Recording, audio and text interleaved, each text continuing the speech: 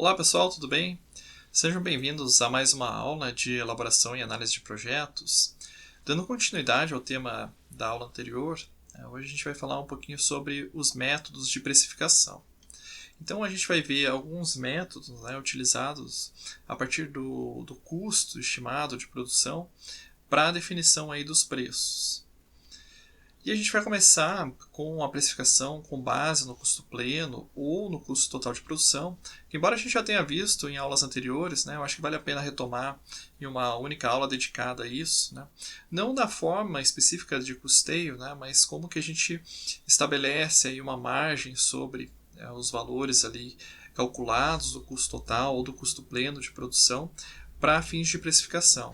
E também comparar com outras possibilidades aí em termos de precificação, que naturalmente não vai apresentar nesse conjunto, nenhum método vai se apresentar como sendo o melhor. Todos eles têm vantagens e desvantagens e vão ser adequados para determinadas situações. Então, quando vocês forem elaborar o projeto de vocês, vão ter que pensar qual dos métodos que estão sendo apresentados ao longo da disciplina que vão ser os mais adequados ou o mais adequado, se for utilizar um único método. Tudo isso vai depender da natureza do negócio, se o setor de atividade, a quantidade de produtos que vai ser colocado à venda, enfim. Então, uma série de fatores aí vão pesar na hora da decisão sobre o método de precificação. Bom, apenas para relembrar, quando a gente fala do custo total de produção ou do custo pleno, basicamente vão ser os custos diretos de produção acrescidos aí de despesas de vendas administrativas e também da margem de lucro. Então a gente, além de ter os custos de produção diretos, a gente tem essas despesas de natureza fixa ou variáveis que são atribuídas ao valor unitário de cada produto comercializado, e também os custos fixos, sejam eles diretos ou indiretos. Então, por isso que a gente chama esse método de custo pleno, ou seja, a gente atribui aos produtos todos os custos, inclusive da estrutura fixa, daquela estrutura montada para suportar o negócio. E eles vão basicamente ser apurados, esses custos, por algum método de custeamento por absorção. Então a gente viu em uma aula específica que a gente tem o tradicional método de custeio por absorção, a gente pode ter alguns mais avançados, como o ABC, mas em essência todos eles estabelecem um critério de rateio dos custos e despesas fixas entre os diferentes produtos que vão ser produzidos. Bom, aqui a gente tem um exemplo de como que a gente pode demonstrar a formação do preço a partir do método de custo pleno.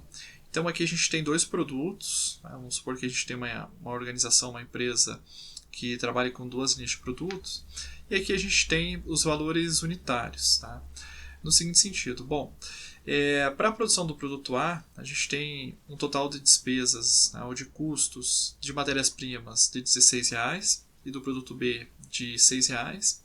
A mão de obra direta, dado aqui pelas horas necessárias, vezes a taxa hora, seria de R$6 por unidade de produto, no caso A, e 12 no caso B.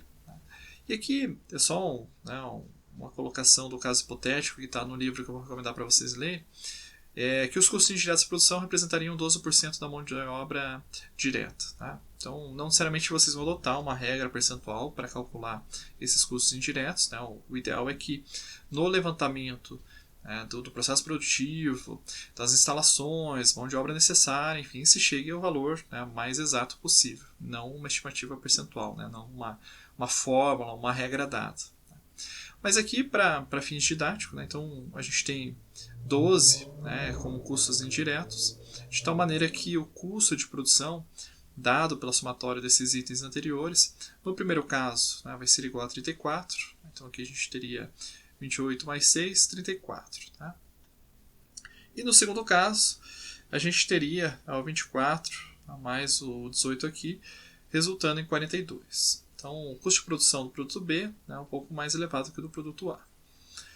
Além disso, a gente teria as despesas de venda e de administração, que está dado como 20% do custo total de produção. Então, somaria 6,80 para o produto A e 8,40 para o produto B.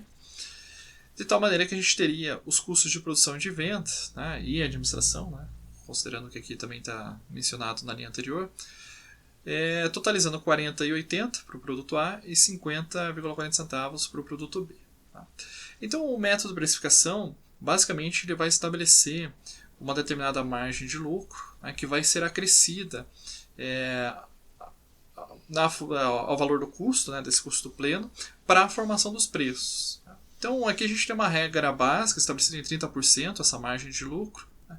Então, quando a gente vai formar o preço de venda, aqui embaixo, né, basicamente a gente vai somar o custo, né, pleno da produção de cada produto, mais a margem, né, que em reais no produto A significaria 12,24 e no produto B 15,12, chegando aos seus produtos, né, os preços dos produtos finais, que seria de R$ 53,04 para o produto A e R$ 65,52 para o produto B.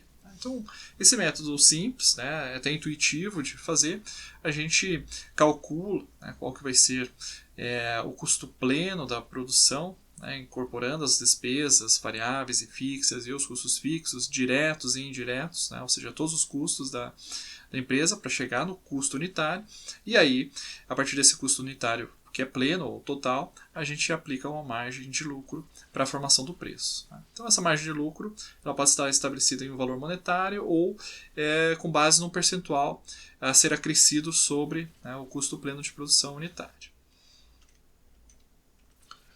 Bom, quando a gente trabalha com empresas industriais, principalmente, né, a gente pode observar que dentro do custo total de produção a gente pode ter o consumo aí de recursos de uma maneira desigual. Né? E existem alguns contabilistas, administradores, que falam que as matérias-primas, né, elas não são processadas, principalmente ou elas não têm valor próprio dentro da formação do valor do produto final numa empresa industrial. Né?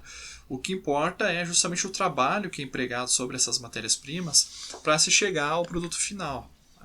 E aí, os custos de transformação, né, vão envolver não só a mão de obra, né, mas também os custos indiretos de produção, como a gestão da produção e coisas do gênero. Né? E esses seriam, né, os elementos essenciais para a gente atribuir a cada produto, né, e chegar na formulação do preço final. Então, se a gente observar, né, nesse método que a gente fez de custeio anterior, né, a gente vai ter o seguinte: bom, as matérias-primas, como a gente viu lá atrás, representava por unidade de produto A R$ 16,00 e por unidade de produto B R$ 6,00, mas os custos de transformação, né, que aqui está somado mão de obra mais custos indiretos de produção, seria de R$ 18,00 no primeiro caso e R$ 36,00 no segundo. Isso significa dizer o seguinte: bom, para eu produzir o produto A, né, eu tenho menos custos, né, de transformação, enquanto que para o produto B eu tenho um custo que nesse caso é o dobro. Tá? Então isso levaria a gente ter uma base, né, de precificação distinta, ou uma necessidade de fazer essa distinção. Embora, se a gente olhar aqui, né, na margem de lucro, os dois, né, contribuem com relação ao valor de venda pelo método de precificação pelo custo pleno, 23,1% do valor da venda. Tá? Mas o produto que custa mais, né, ele poderia ter, né, um preço de venda mais elevado se a gente adotasse um outro critério de precificação. Tá? Bom, aqui a gente tem as demais despesas, né, que vão compor, então, custo de produção 34,42, né, que já estava calculado anteriormente. Né, essas mais despesas, de tal maneira que a gente chega de novo aqui no custo pleno 40,80 e 50,40. Tá? Então, na sequência, a gente vai ver como que ficaria o preço caso, né, o nosso cálculo não fosse sobre esse custo pleno, né, de 40,80 e de 50,40, mas se fosse aplicada uma regra sobre o custo da transformação, né, sobre o 18 e sobre o 36. E aí a gente teria o seguinte: bom, no caso, tá, do produto A, calculando pelo custo pleno, a gente já viu que a gente aplicou lá 30% sobre os R$ 40,80, teríamos ali 12,24, de tal maneira que o preço final seria 13,04. Né?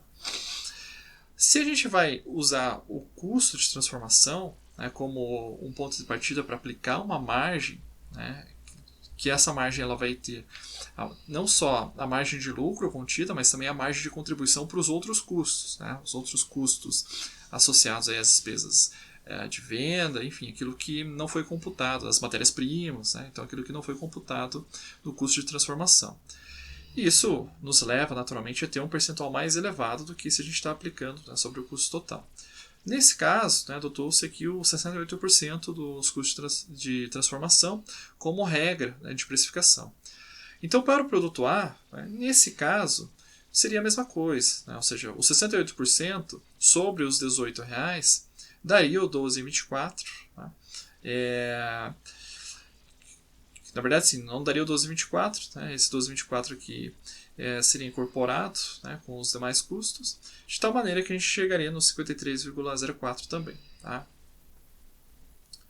Agora, no caso do produto B, a gente teria uma diferença, né, no seguinte sentido. Bom, como, né, o custo de transformação do produto B, tá, ele é mais elevado, né, ele faria com que a gente tivesse a aplicação por essa regra, né, o mesmo 68%, de um valor mais elevado, né, 24,48. Então, o que acontece? Né, sobre essa margem calculada aqui, né, a gente somaria aos custos totais de produção aqui. Então, nesse caso, deu 12,24, né, mais o 40,80, chegando no mesmo 53,04. Nesse outro caso, a gente tem uma margem que é de 24,48, que é somado, né, ao custo total de produção e venda, chegando-se aos 74,88. Tá? Então, veja, esse lucro sobre o custo de transformação, né, ele é calculado sobre, né, o custo de transformação, mas ele vai gerar um valor monetário a ser adicionado sobre o custo total de produção e venda. Tá certo? Então, essa é uma forma de precificação. Justamente a gente aplica sobre esse custo total de venda no sentido de dar uma margem de lucro adequada de acordo com o valor adicionado, né, que vai estar representado nos custos de transformação maior no produto B com relação ao produto A. Tá? Então essa é a ideia do uso desse método de precificação, ou seja, se eu tenho mais trabalho aplicado, né, mais custo de gerenciamento num determinado produto, então a minha margem de lucro, né, em termos monetários, se eu adoto esse critério, ele tende a ser maior. Né? Então ele vai trazer uma contribuição também para a formação do lucro maior do que o produto que consome menos horas para a sua produção. Tá? Então essa é a ideia básica desse segundo método de precificação baseado no custo de transformação. Bom, a gente já viu 2 aulas atrás, né, a precificação com base no custo marginal. Aqui eu vou basicamente, né, recordar brevemente. E aqui a gente tem o seguinte: está sendo apresentado no livro que eu recomendo para vocês lerem, né, apenas o produto A, de tal forma que a gente tem o seguinte. Bom, as matérias-primas por produto A, né, para cada unidade de produto, custam R$16. Os custos indiretos, né, de produção, que são variáveis, eles totalizam 10,5. E as despesas variáveis de venda e de administração, R$1,50. Tá? Então, tudo isso vai nos dar aqui um total de custos, né, marginais de R$28. Então, a gente poderia considerar que esse R$28, né, que ele pode ser a base de cálculo para a formação do preço, né, esse valor aqui, ele dá o preço de recuperação dos desembolsos, né, no seguinte sentido. Bom, para vender cada unidade, eu consigo pagar a matéria-prima, os fornecedores, né, consigo pagar as despesas indiretas que são variáveis, né, depende do volume de produção, e também as outras despesas de venda que são variáveis. Né. Claro, com esse preço, se eu vender a 28, tá, obviamente vai ficar em uma série de despesas fixas, né, que eu não vou conseguir pagar, mas eu consigo pelo menos, né, fazer o giro acontecer de tudo aquilo que está incorporado no produto. Porém, né, a gente tem os custos fixos que são diretamente atribuíveis ao produto. Né? Então a gente tem lá total dos custos marginais e custos fixos diretos, né, associados aí ao produto, que daria, né, somando aqui, mais 5,60, desculpa, a gente chegaria nesse 33,60. Esse aqui seria o chamado preço de sustentação do produto. Né? Ou seja, eu consigo pagar, né, tudo aquilo que é variável para produzir cada unidade de produto e também manter a estrutura fixa diretamente associada à produção. Né? Então, a fábrica, o armazém, enfim. Né? Então, tudo isso poderia ser mantido também. Vendendo a esse preço. Não significa dizer que eu vou estar tendo lucro, obviamente. E aí, se eu também aplico, né, os outros custos fixos associados aí à questão das vendas e da administração, tá? Que aqui está desagregado, né? Então está calculado de outra forma, seria 7,20, a gente chegaria, tá, no custo pleno, que é o 40,80. Tá? Mas o que interessa aqui é o seguinte, né? A gente viu em outras aulas que esses elementos, né, fixos, diretos ou indiretos, né, despesas de vendas e coisas afins, que são fixas, elas representam uma estrutura, né, um estado de prontidão para a produção. E aí a gente não deveria usar, né, segundo os que defendem esse método específico, né, como base de cálculo, né, do custo, porque ele tende a valorizar demais o custo de produção e isso pode fazer com que o nosso preço de venda fique superestimado. É claro, se eu trabalho com um custo menor, do 28, para fazer minha precificação, eu tenho que ter em conta que eu preciso ter um volume de produção suficiente para que eu consiga não apenas cobrir, né, as despesas e custos variáveis que vai acontecer nesse caso, mas também, né, ter um volume suficiente que cubra, primeiro, né, todas as despesas fixas, né, custos e despesas fixas, e a partir de um determinado volume eu passo a oferir lucro. Bom, aqui eu trouxe também uma situação hipotética que aparece no livro, né, para a gente fazer a comparação da precificação entre o custo pleno e o custo marginal. E a situação hipotética é a seguinte, né? Imaginando que a empresa, né, esteja num momento aí de uso muito baixo da sua capacidade produtiva e que ela receba uma oferta de encomenda de 5.000 unidades ao preço de R$ 33,00 cada unidade, né? Ela teria que decidir, né, se valeria a pena ou não aceitar essa encomenda, considerando ainda que essa oferta pede uma embalagem especial, que representaria para essas 5.000 unidades, né, um acréscimo de R$ 8.000 no total, tá, em termos de custos adicionais para essa embalagem especial.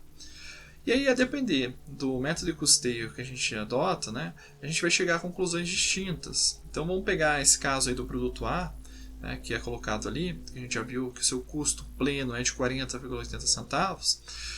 Se a empresa, né, a empresa ou enfim o consumidor está encomendando e oferecendo um preço de R$ 33,00, né, para que a gente ofereça esse produto, a gente tendo, né, como base o 40,80, a gente sabe que a gente está tendo prejuízo aqui, né, por quê? Porque na verdade o custo ele é de 40,80 mais 1,60 por unidade, né? De onde que veio esse 1,60? 8.000 divididos pelos 5.000 unidades da encomenda. De tal maneira que o custo total nessa nova situação seria de 42,40 centavos. E a oferta do preço que foi dada é de 33 por unidade.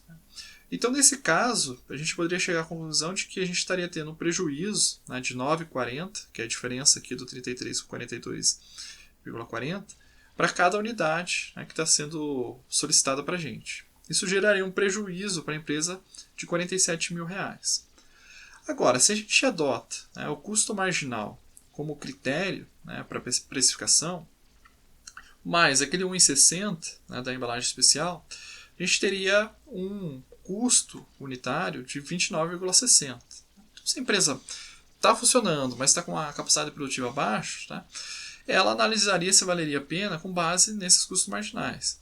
Então, tendo em conta que o preço cotado é 33 e o custo unitário, né, com aquilo que é atribuível diretamente ao produto, né, sem considerar a estrutura fixa, né, da empresa, seria de 29,60. De tal maneira que para cada unidade, né, teria aqui uma contribuição para a cobertura dos custos fixos, naturalmente, mais a formação do lucro de 3,40 para cada unidade vendida.